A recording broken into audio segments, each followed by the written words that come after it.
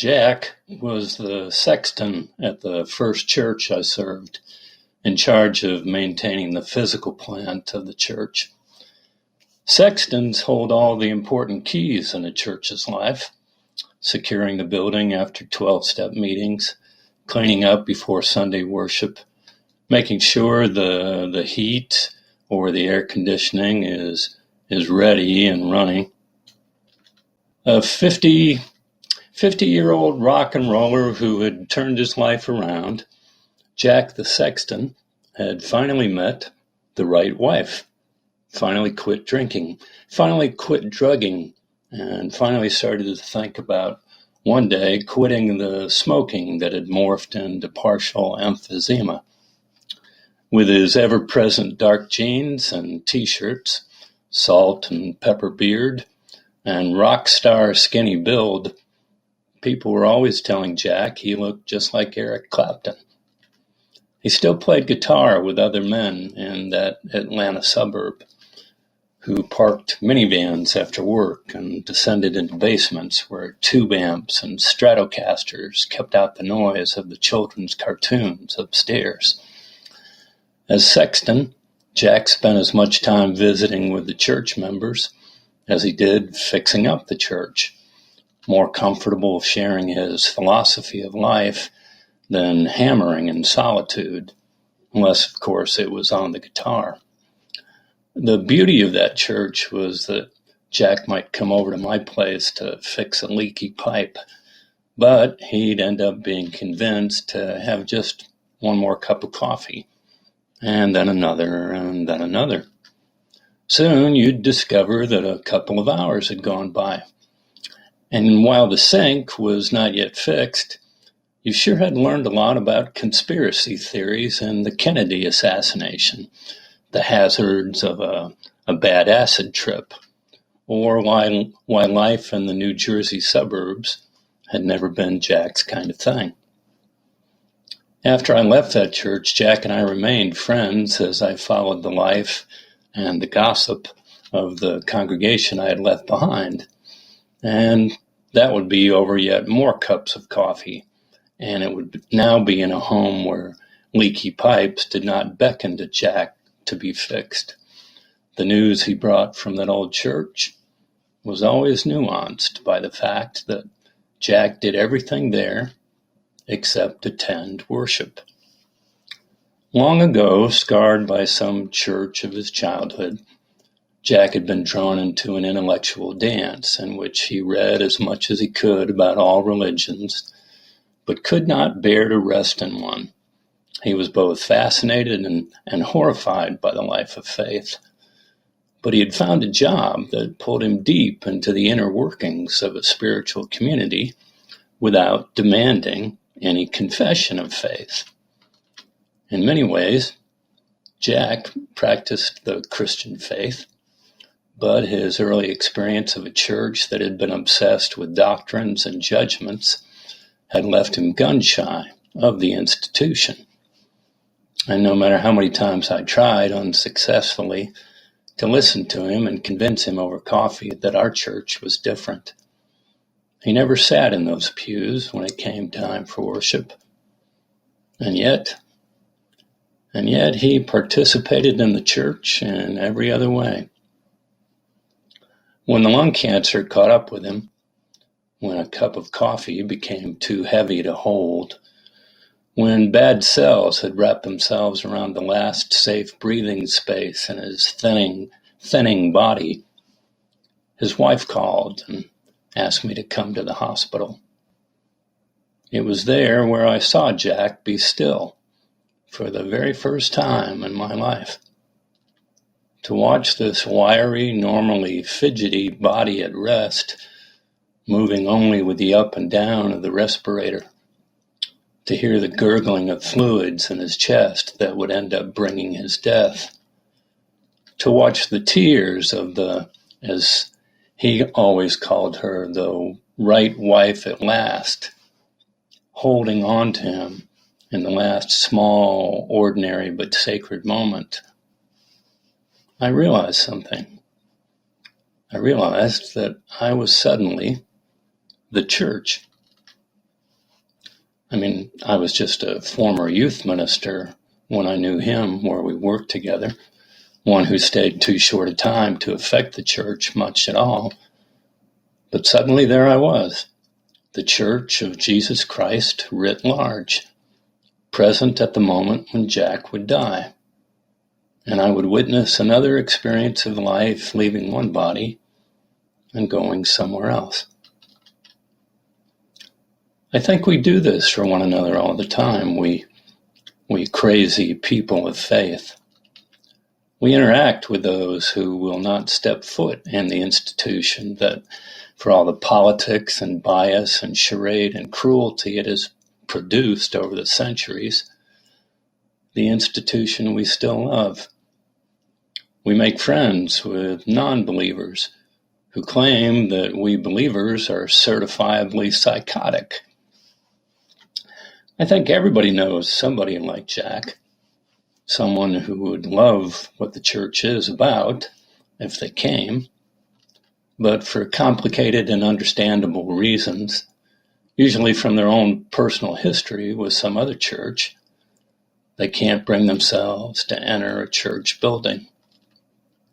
But they talk to their friends about it, they debate it, they wonder intellectually what it all means. And then they experience some moment of utter crisis, and they turn to us and ask for some kind of spiritual help. And we find ourselves led into the eye of the storm.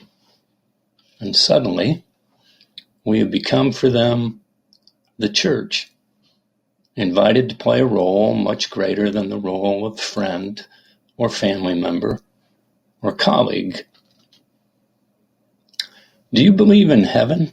They may ask, as Jack had asked me many times, just checking to make sure I still thought it was true. Do you still believe in God as you watch Jack suffer? They may ask, as Jack's wife asked of me, angrily challenging me, yet longing for some word of hope as the love of her life slipped away forever. And suddenly, instead of thinking that a debate is about to ensue, it becomes clear. It becomes clear that you have been called not for an answer to any questions, not for an argument or a theological debate, but for your testimony. And not just for your testimony, but the testimony of the church. The testimony of the church that has stood in the midst of utter sadness and made claims that only the certifiably insane would make. Many quietly faithful people struggle with the idea of testimony. We don't want to shove our faith down people's throats. We don't want to sound pushy or obnoxious or arrogant or self-righteous. But sometimes people put us on the spot, put us on the witness stand, and ask for our testimony. Testimony is speaking about times when you have seen the light in the midst of darkness. Testimony is telling the story about how you met God, even when you have forgotten it or may not believe in it as fervently as you once did. Testimony is telling the story of a community over time, of a particular people, and how God has intervened. And when people with no spiritual home invite us into the most intimate, sacred, and sad moments, we become the church for them. We can either sit mute or give our testimony. It may not be eloquent. Some of the best testimonies are stumbling words choked out of the same sorrow that the non-believer stands drowning in.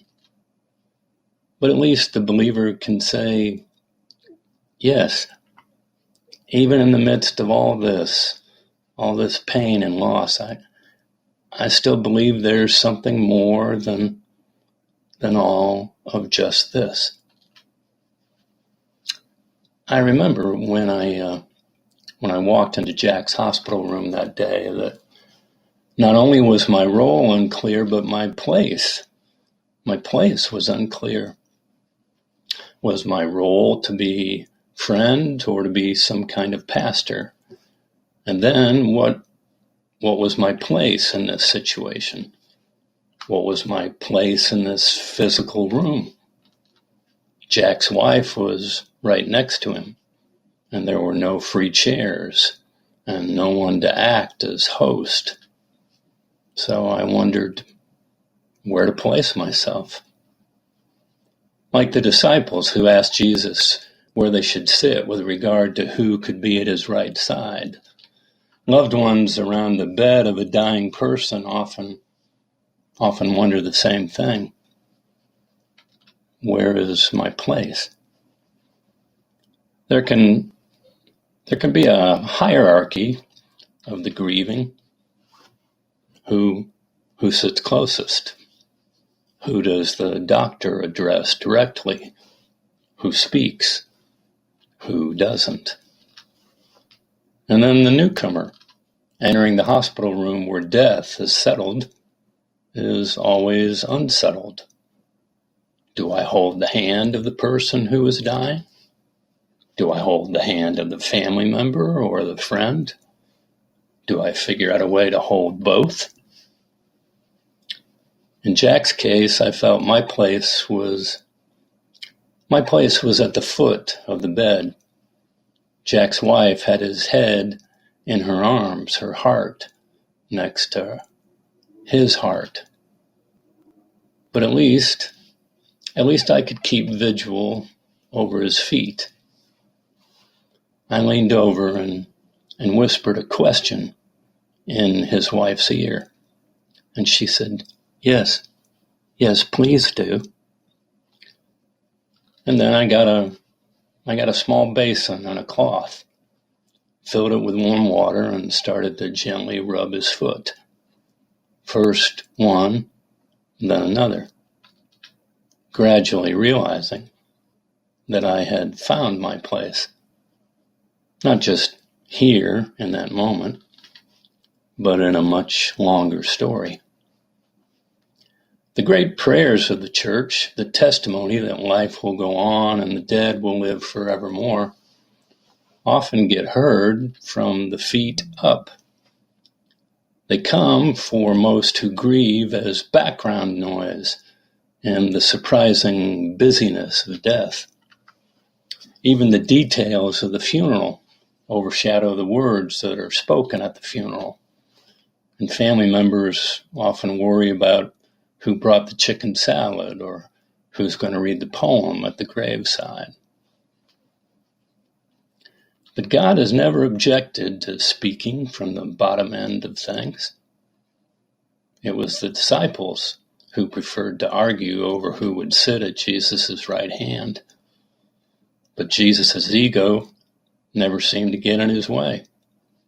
He just went to work and served people. Sometimes, I believe, the church just has to work through church stand-ins.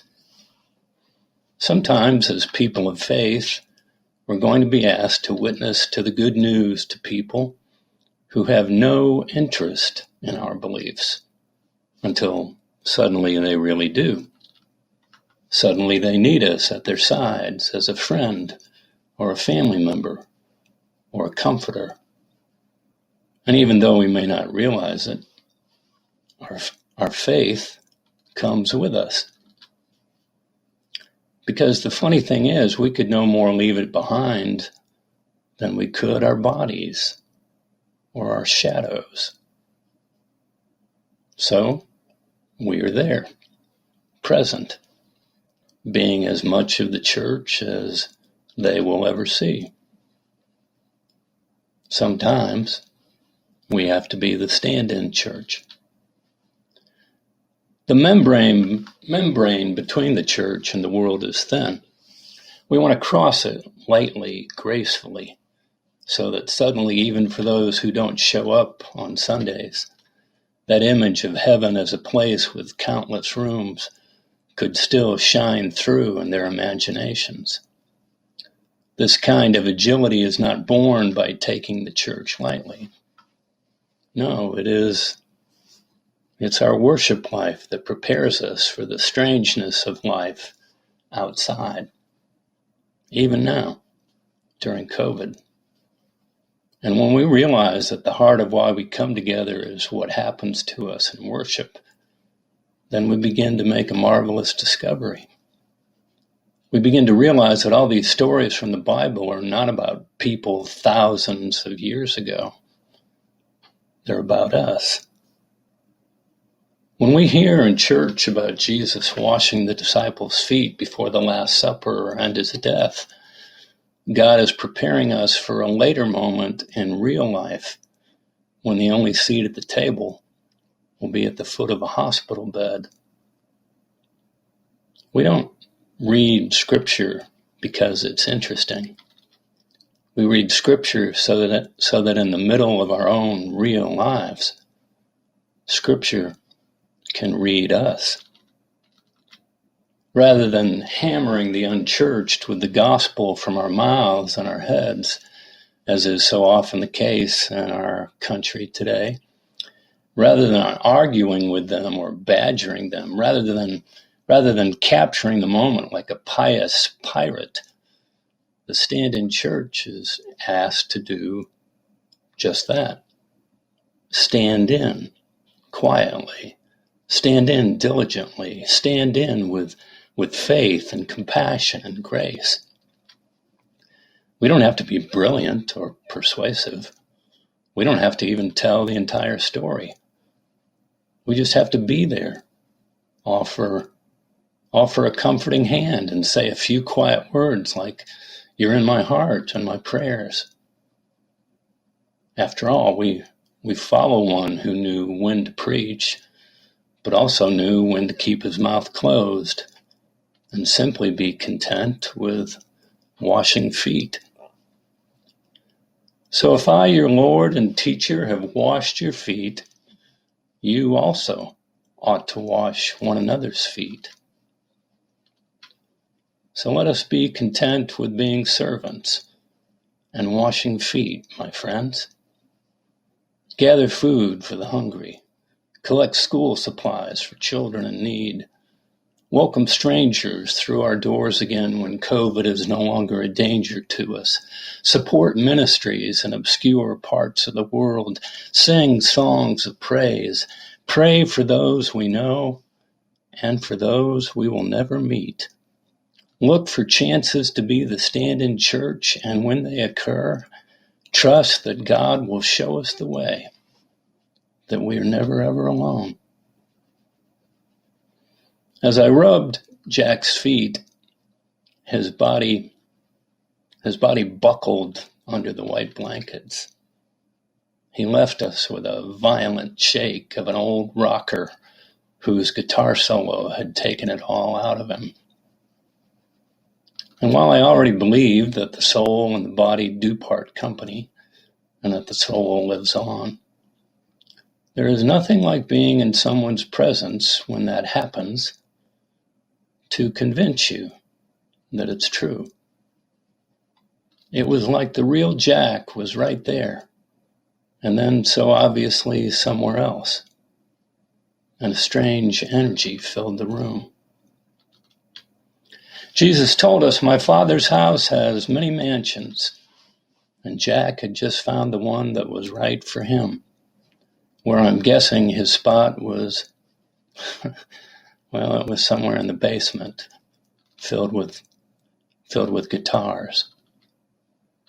I held onto his feet a little longer as they grew cold, until I knew that the foot of the bed was no longer my place.